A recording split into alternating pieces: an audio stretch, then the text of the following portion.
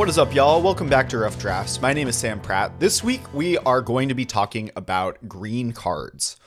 I think green is pretty misunderstood in Avatar. I've seen most people talk about and build green as like a rampy pile deck, building towards like Temur Lessons, or a really soupy deck that's trying to like double splash a lot of the good bombs. Or a lot of times green is just like a secondary color to white for the allies deck. I think those are decent places to be with green, but I've had a lot of success in this format just being straight green mid-range, like very green based, just mid-range deck that's able to pressure well. And I'm going to spend most of the episode today unpacking what I mean by that and what I've had success with in the color green in this format. I think people are pretty down on green as a whole in this format. Personally, I have it as the third best color, the middle color in the format, ahead of black and red. I've been really low on red in this format over the past week or so.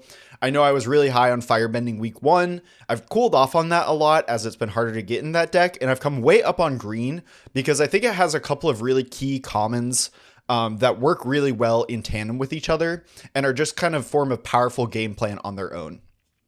So let's get into what I mean when I say a green mid-range deck. I touched on this last week, but I think that this format is very rewarding towards mid-range decks. Lords of Limited last week put it really well, I thought, when Ben was talking about you want your cards to play both ways.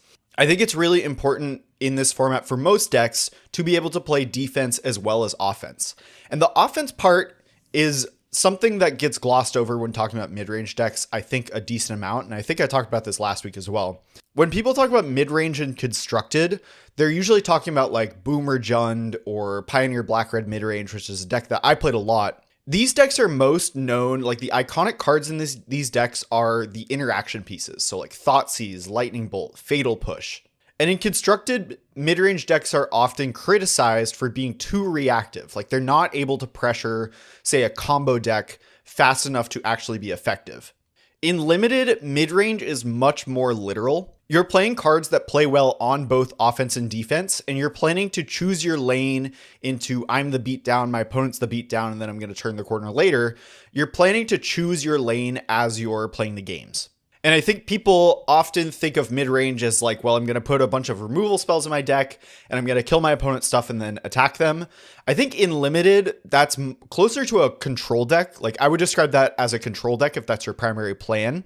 In limited, when you're playing a true mid-range deck, you want your cards to be proactive enough that you're actually able to take the front foot and pressure your opponent. And I think that green, if you just play a base green deck that just plays green commons and uncommons, I think they all add up really well to something that is able to put a lot of proactive pressure on your opponent. And I haven't really seen a lot of people having success with this strategy apart from myself. I've trophied with this many times. I really like green. I'm able to get into it below rare sometimes. Usually I'm still going in for a rare, but I think this is a really good option during the draft to be able to navigate into a heavy base green mid-range deck. The key card is Raucous Audience. Raucous Audience is a common. It's a 2-mana 2/1 that you can tap to add green, and if you control a creature with power 4 or greater, you add 2 green. Green often gets a 2-mana value dork, and it usually performs pretty well. It's usually one of the top performing green commons. This is no exception. I don't think I would say it's the best green common, but there's sort of 3 green commons that I'm about to talk about that are all work in tandem.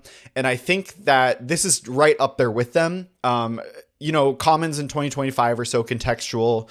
Like I'm not picking this as the best green common. It sort of changes what I need. Later in the draft, I found a lot of times I'm lower on 2 drops, and this is just such an important piece to this deck that I will take this very highly late in the draft. This card, a 2/1, this is a 2-mana 2/1. Sometimes we see the 2-mana value dorks be 1/1s. This being a 2-mana 2/1, like a 2/1's a real card. Goblin Piker is not a good card, but a 2-mana 2/1 is something that can attack through stuff early if you need to pressure and don't need the mana. It's something that trades with your opponent's 2-drop pretty often. So I like that part of it. And I found that the acceleration into your 4-drop is very key to being able to pressure the opponent in a mid-range deck. And I have also found that the bonus mana, when you get a creature with power 4 or greater and you're able to tap this for 2 mana, I found that bonus mana really helps press my advantage or be able to set up a wide board to be able to subdue my opponent's pressure. I found that this is fairly easy to turn on, both because there are a good handful of cards with power 4 in the format, and because Earthbending, I'm going to be talking about Earthbending a lot this episode. Earthbending giving you the option to stack your lands tall with counters rather than going wide helps turn this on a lot more reliably. And also with Earthbending, the extra mana from Raucous Audience helps you use your lands in combat more efficiently. If you're planning to block with an Earthbent land and you don't have an instant, you're -1 mana on that turn cycle, right? You have to keep your land back to block. If you're planning to attack with your Earthbent land, that's -1 mana for that turn cycle as well, because you're tapping the land to attack. So I found that having extra mana really gives me a lot of useful options as I'm playing the games out. The next green common I'm going to talk about, which I do think is probably the best green common just overall, is Ostrich Horse. This is a 3-mana 3/1. When it enters, mill 3, and then you can put a land from among them into your hand. If you don't, you put a 1/1 counter on this creature. These types of creatures, the mill a couple cards, get a land. They always tend to perform decently well. I think the stat line on this, a 3-mana 3/1 that can be a 3-mana 4/2, is better than people give it credit for. Having a power forward stat line means that this can trade up more efficiently into your opponent's 3 or 4 drops, better than like a 3-mana 2/3. And also it's able to pressure really efficiently when your opponent's behind, just having higher power. I'm a bigger fan of 3/1s or 4/2s as a stat line than most people, so I of course like this card. And I actually choose the counter on this card a lot more than I thought I would. And that is because there is a really efficient curve that you can get with Raucous Audience, where you play Raucous Audience on 2. On turn 3, you play the Ostrich Horse, you decline the land, you get a counter, and this is a 4-power creature on 3, which means you can immediately tap your Raucous Audience for 2 mana. So you can do that to play a 2-drop, you could play another Raucous Audience, which I've done a lot, and then you untap on turn 4 with 7 mana. You can use the Audience to play a punch spell. A lot you can do with the mana. I've chosen that play pattern a lot more than I thought I would, and that's just one of the reasons I really like Ostrich Horse. Because I've been playing these proactive green midrange decks, the mill text has not come up for me almost at all. Like if you're in a blue-green splashy Lessons deck, this card's also going to be very, very good. The mill text is going to be very relevant there because a lot of the Lessons stuff cares about having Lessons in your graveyard. The only thing that it's been relevant for me for is milling Rockalanch, which I'll talk about later. But yeah, I just think 3-mana 3/1, get a land or make a 4/2 has been just very solid for me. I don't really care about milling. I like this card a lot. Like I said, I think this is the best green common in a vacuum, but everything's so contextual that I don't think it really matters. The last of the trifecta of green commons that I really like is Badger Mole. This is the 5-mana 4/4. When it enters, Earthbend 2, and it also has the text, creatures with counters on them have trample. This is just like really good stats, just a very solid common, very solid stat line. The trample ability really matters. I'm about to go in depth onto Earthbending, but Earthbending giving you the option to go either wide or tall. When you do go tall, having trample on your go tall land is very, very powerful. Ostrich Horse, when you're doing the 3-mana 4/2 mode, also gets a counter, so you have a 4/2 trample, which you know I love a 4/2 trample for 3 mana after Champion of Dusant. So yeah, I really like Badger Mole too. Between Raucous Audience, Ostrich Horse, and Badger Mole, like I said, it's going to be very contextual. I will take Ostrich Horse above the other two early, but I've found in a lot of drafts, when I get to like pack 2, pack 3 in these types of green decks, I'm usually short on 2-drops. And when you have the support for Raucous Audience, its power level shoots way, way up. So I've had a lot of drafts where I take Raucous Audience over even like pretty good uncommons in pack 2 and pack 3, just because the acceleration into 4 is really what this deck is about. And being able to do that really reliably, like if you get like 2-3 copies of this, sets you up to be a really powerful proactive midrange deck. So let's dive deeper into Earthbending. Earthbending is kind of the central thing of what I'm talking about. Like, Raucous Audience is not an earthbend card, but I think that the extra mana, the acceleration, really lends itself well to what green is doing as a central color. Like, if you're a heavy base green deck, I think you will have a lot of earthbending in your deck. At least I have. And I think that understanding the play patterns of earthbending, understanding what options you have, how quickly you can turn the corner with earthbending is really important to piloting these green decks well. I'm talking so much about midrange, but I think that earthbending is a fantastic midrange mechanic. First of all, many of the cards that earthbend come with two bodies. I'm thinking like Badger Mole, Toph. Cards that make multiple bodies are very strong mid-range cards because it lets you attack with one creature, leave the other behind. It gives you two bodies, which are better for blocking. Obviously, you don't get the creature immediately when you earthbend if you're earthbending on curve. Say you play Badger Mole with 5 lands, your 2/2 is tapped. But like I said, also, when you have more mana from Raucous Audience, it makes it easier to have your Badger Mole actually make 2 functional bodies on curve, or maybe ahead of curve even. The thing that has really impressed me with Earthbend is the optionality of go wide versus go tall. You know, I just mentioned cards that make multiple bodies are really good on defense because you can block 2 different creatures. But when I'm curving out, it's been very powerful just to get the land like just above where your opponent has good blocks. Say I have like a 2/2 earthbent land and I earthbend 2 to make it a 4/4 and opponent just has a 3/3. Stuff like that when I'm curving out has been so impressive to me, and having extra mana ahead of schedule with Raucous Audience has given me the option to be able to figure that out to make good attacks earlier than I would have otherwise. And Earthbend kind of has these 2 modes. You're either going wide, turning multiple lands into creatures, or you're going tall, you're piling it all up on one big earthbent land. There's sort of this secret third mode of earthbending, which is that when you earthbend a land, that land has haste. And this has been a really big part of how I've been playing these decks. When you're playing slightly off curve, all of your earthbend cards create haste creatures. And haste is like a mechanic that green doesn't get very often. Like, I've played a decent amount of just Earthbending Lesson, which is a green common. It's 4 mana Earthbend 4. This is not a great card or anything. It's a card I'll play sometimes, but it has been very powerful to just treat this as a 5 mana 4/4 haste. Like, that's not a good card. That's not a card I would put in my deck. But having that be an option on Earthbending, I found is really powerful to be able to put my opponents in really awkward back foot positions, because I can suddenly have a lot of damage out of nowhere with these Earthbending cards. So I've talked about Earthbending sort of in theory. I'm going to list a bunch of cards, just green cards that I like, many of which do Earthbend. So we'll start with commons. Rebellious Captives. This is a 2 mana 2/2 with exhaust, 6 mana.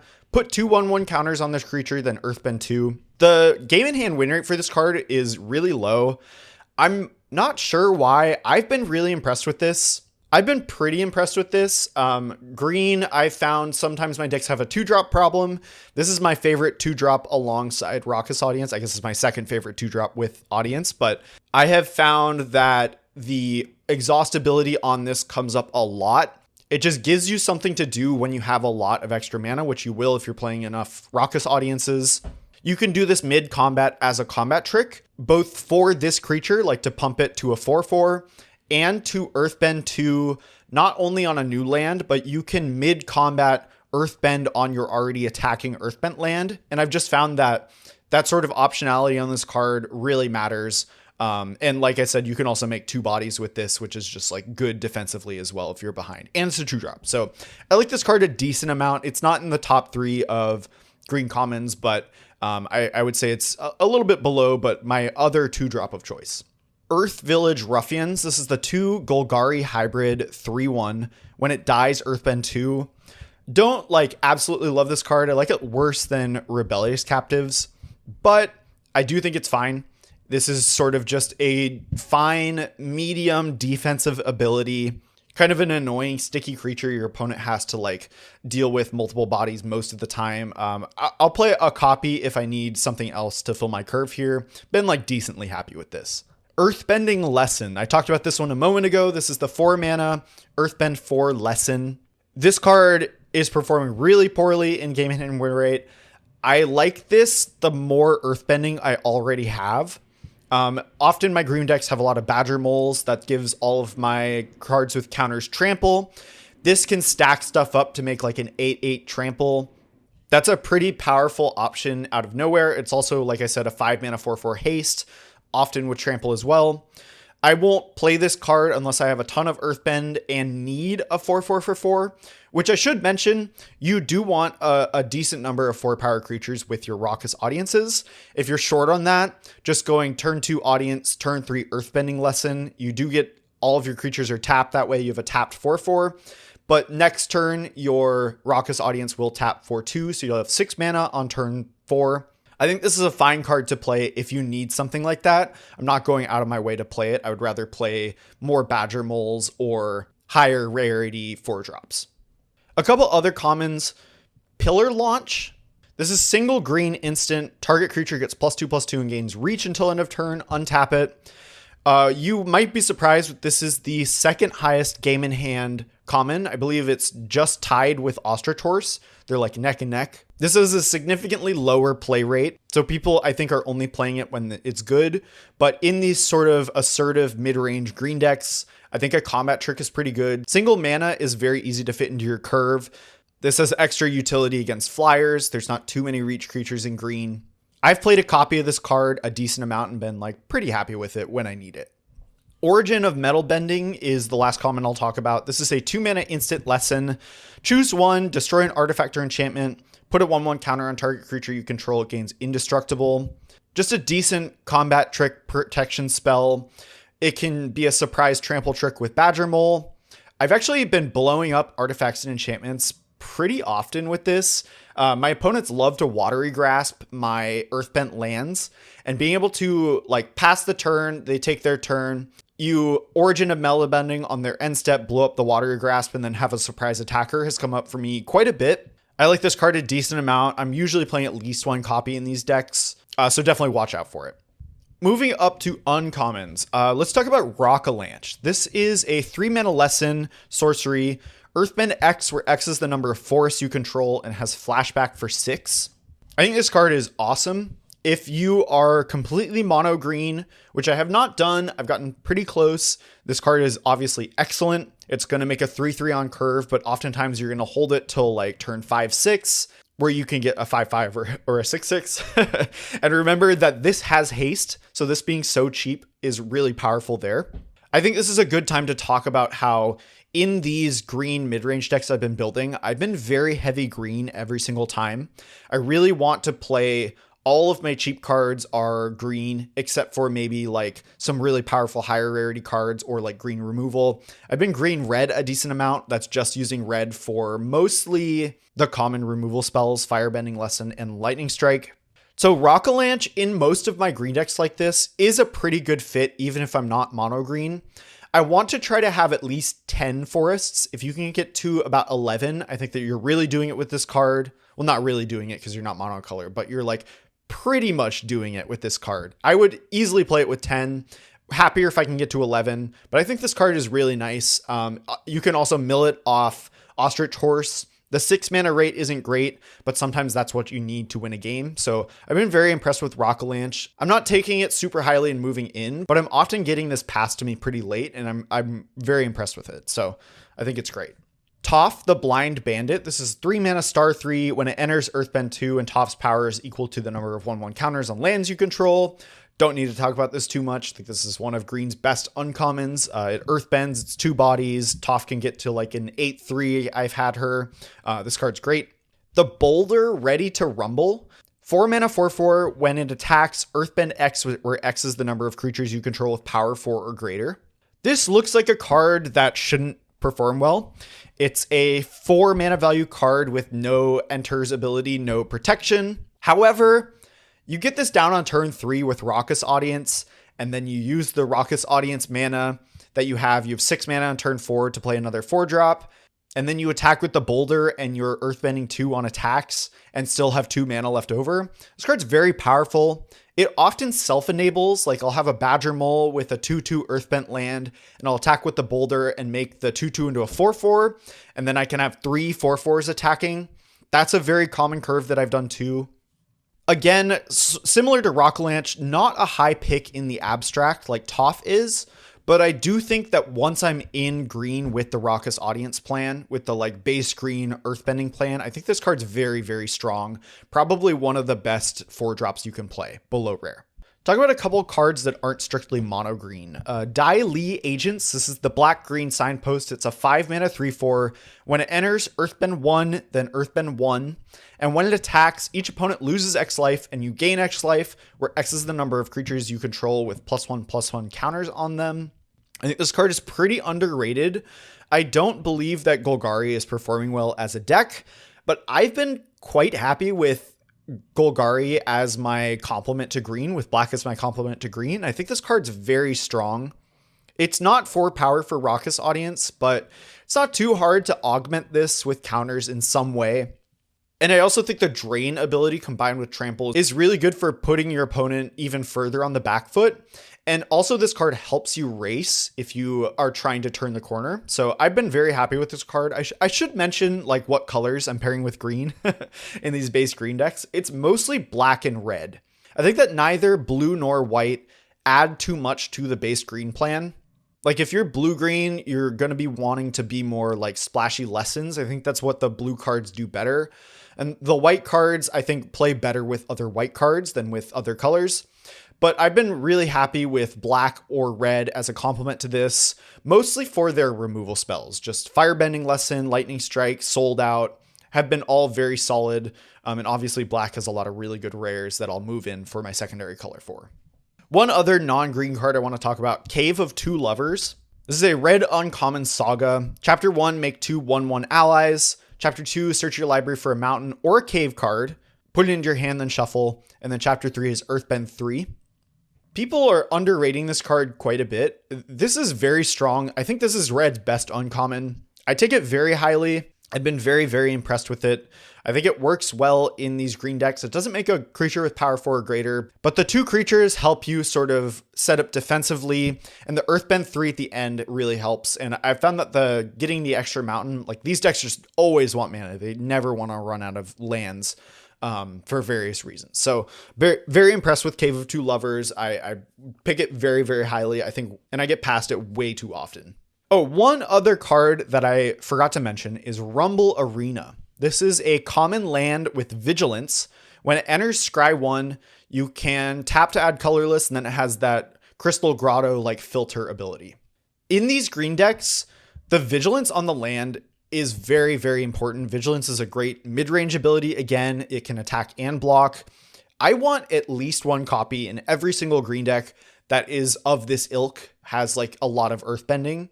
I think earthbending onto your Vigilance land is so powerful. When this dies, it comes back and you get another Scry, which is very helpful as well. I've played 2 copies. I could envision a deck where I play 3 if I was like actual mono green. Obviously, that hurts your Rockalanche a little bit, but I've been very impressed with the Vigilance on this card, and I just think it's absolutely essential for these green decks. And that's it. Like I said, I've been having a ton of success with green midrange. I haven't really seen other people talking about it, so hopefully this kind of gets the word out. This has been a really solid fallback plan for me in the draft, sort of something that I can get mostly at common that you still want to get into for higher rarity. But if I'm like wheeling Raucous Audience in pack 1, my ears will perk up and I'll start taking a lot more green cards in pack 2. If you want to reach out to me, you can find me at Blue Sky at sampratt.bsky.social. I'm on Discord at samp6, and I stream very occasionally on Twitch at samp_MTG. Thanks for listening. See you next week.